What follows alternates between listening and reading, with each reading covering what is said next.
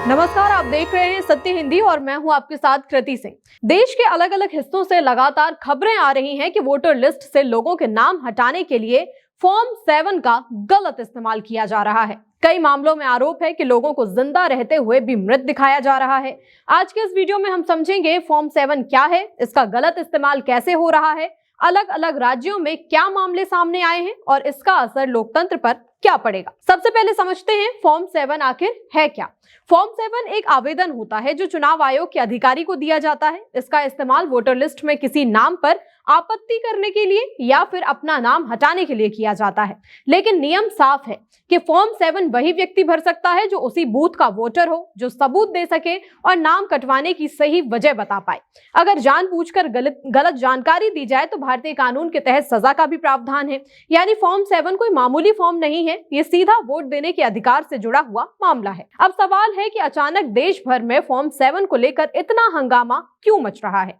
पिछले कुछ महीनों में कई राज्यों में स्पेशल इंटेंसिव रिवीजन यानी कि SIR हुआ, मतलब वोटर लिस्ट की बड़ी जांच पड़ताल। इस दौरान लाखों नाम हटाए गए। चुनाव आयोग का कहना है कि मृत लोगों के नाम हटे, डुप्लीकेट नाम हटे, जो लोग जगह बदल चुके हैं उनके नाम हटाए गए। लेकिन आरोप यह है कि इसी प्रक्रिया में राजनीतिक तरीके से खास समुदायों और खास दलों के समर्थकों के नाम हटाने की कोशिश की गई है। अब चलिए एक एक करके राज्यों के मामले समझ लेते हैं। गुजरात के सूरत के सलाबतपुरा इलाके से मामला सामने आया। सैकड़ों लोगों ने थाने में शिकायत दी।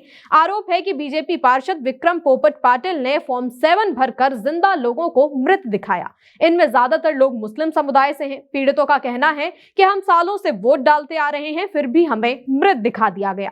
200 से ज्यादा लोगों के नाम सामने आए। शिकायतकर्ताओं का आरोप है कि ये सभी फॉर्म बीजेपी के पार्षद विक्रम पोपट पाटिल ने ही अपने आप भरे हैं, क्योंकि फॉर्म 7 पर किए गए हस्ताक्षर और सूरत नगर निगम चुनाव 2021 के दौरान पाटिल द्वारा अपने हलफनामे में किए गए हस्ताक्षरों से मेल खाते हैं।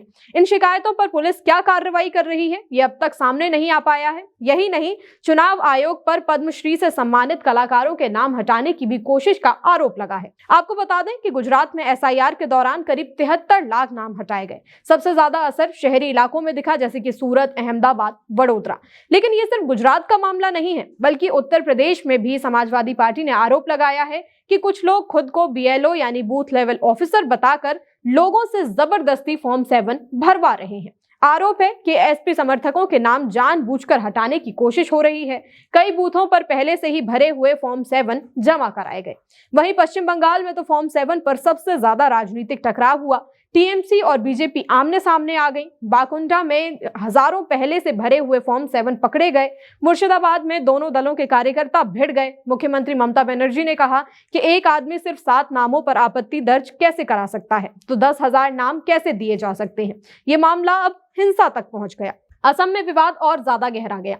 मुख्यमंत्री हिमंता बिस्वा शर्मा ने खुद कहा कि बीजेपी कार्यकर्ता मियां समुदाय के खिलाफ फॉर्म 7 भरें।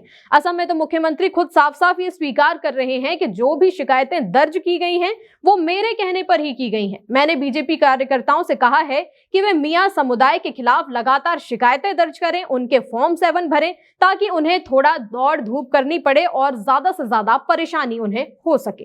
विपक्ष ने आरोप लगाया कि ये सीधा एक समुदाय को वोट से बाहर करने की कोशिश है।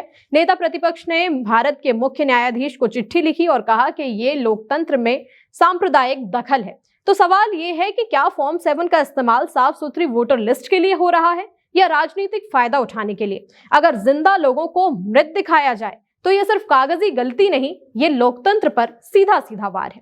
आने वाले दिनों में अंतिम वोटर लिस्ट जारी होगी तो देखना होगा कि कितने नाम वापस जोड़े जाते हैं और कितने हटाए जाते हैं। आप क्या सोचते हैं, क्या ये सुधार है या फिर साजिश? हमें कमेंट करके बताइए। साथ ही वीडियो को लाइक और शेयर कर लें और चैनल को सब्सक्राइब भी। फिलहाल के लिए इतना ही। नमस्कार।